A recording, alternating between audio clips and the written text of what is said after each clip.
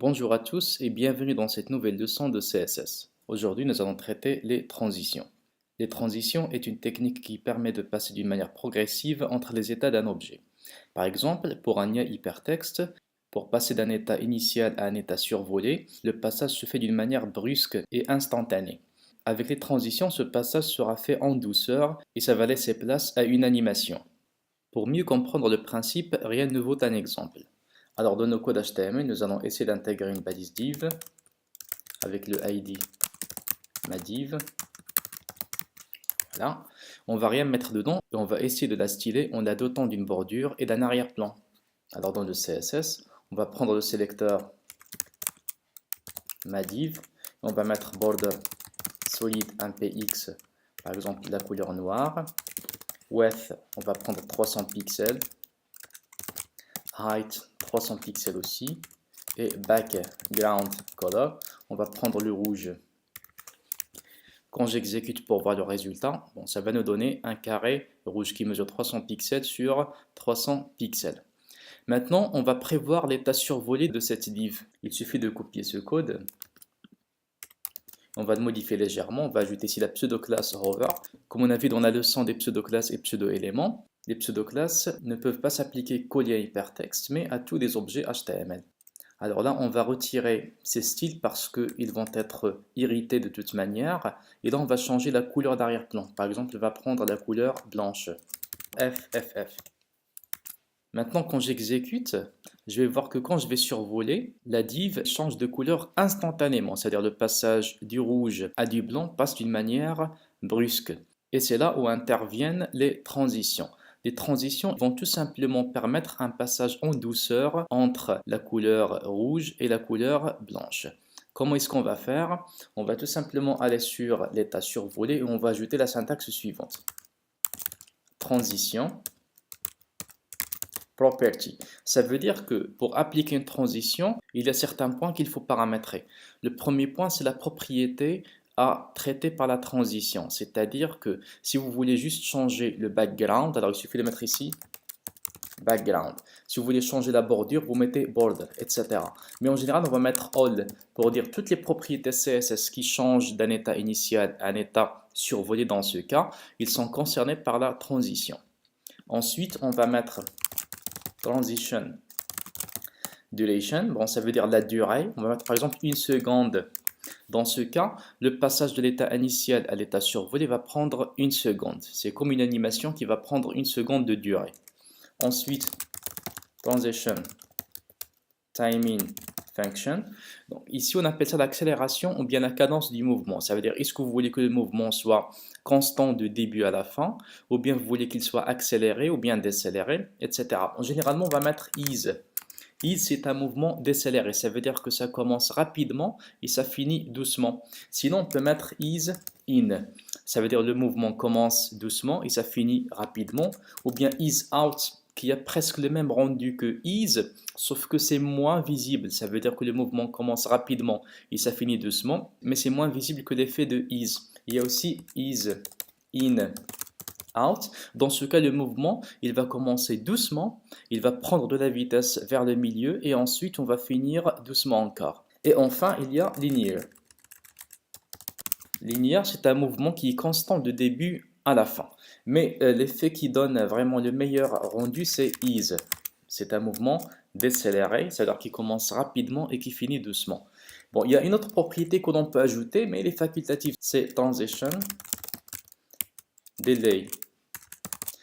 On va mettre par exemple une seconde. Ça veut dire qu'au moment où vous allez survoler l'objet, l'animation ne va pas commencer instantanément. Il va prendre une seconde et ensuite ça va commencer. Alors nous, on va retirer delay parce qu'il est rarement utilisé et on va se contenter de ces propriétés-là. On exécute pour voir le résultat. Quand je survole, on regarde bien que la transition a été appliquée, c'est-à-dire que le passage du rouge à du blanc passe un certain moment et exactement une seconde. Maintenant, on va revenir sur le code pour essayer de l'améliorer un petit peu. Alors là, au lieu de mettre 3 lignes pour spécifier les transitions, on va se contenter d'une seule. On va mettre transition, deux points. Donc là, on va mettre all pour dire la propriété, une seconde pour dire la durée, et is pour le timing function. Quand on exécute, le rendu sera toujours le même. Il faut juste noter une chose, c'est que certains navigateurs, surtout les anciens, ils n'arrivent pas à reconnaître cette syntaxe. Ils ont besoin de ce que l'on appelle un préfixe vendeur. Le préfixe vendeur, c'est quoi? C'est tout simplement, on va mettre quelque chose comme ça. Par exemple, Moz-. Ça veut dire que cette syntaxe est applicable uniquement sur le moteur de rendu Gecko, bien sûr Mozilla. Il y a aussi WebKit. Pour dire pour le moteur WebKit, c'est le cas de Safari par exemple ou bien Chrome. Il y a aussi O pour dire Opera. Mais comme j'ai dit, c'est uniquement pour les anciens navigateurs. Mais actuellement, pour les navigateurs qui sont mis à jour, on n'a pas besoin de faire ça. Cette syntaxe est largement reconnue. Alors, maintenant, on regarde encore une fois l'animation.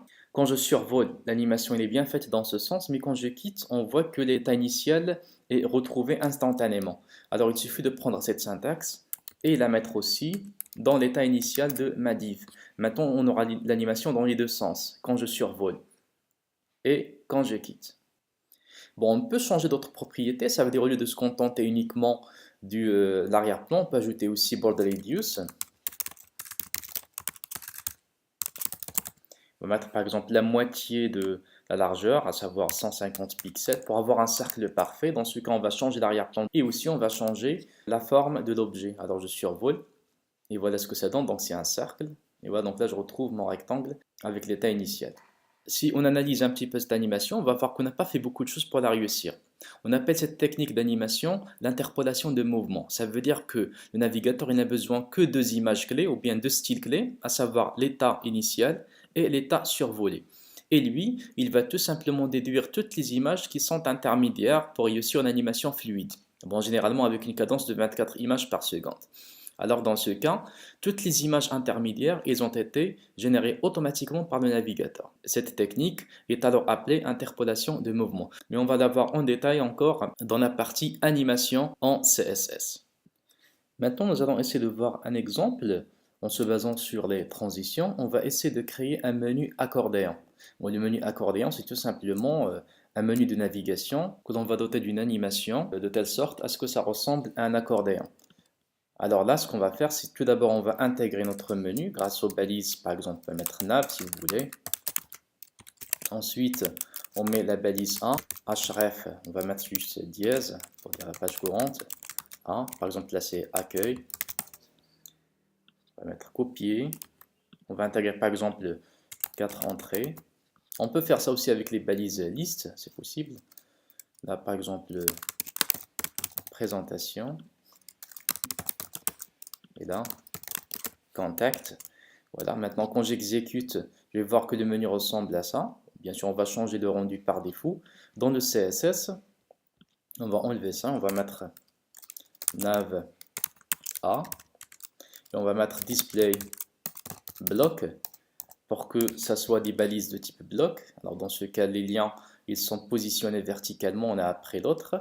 Ensuite, on va mettre text decoration known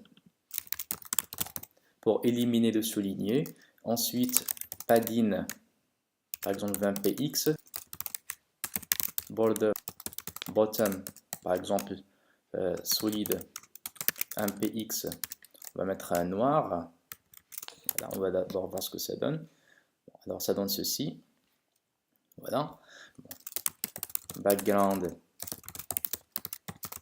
color. Par exemple, on va mettre un gris clair, on va dire EEE.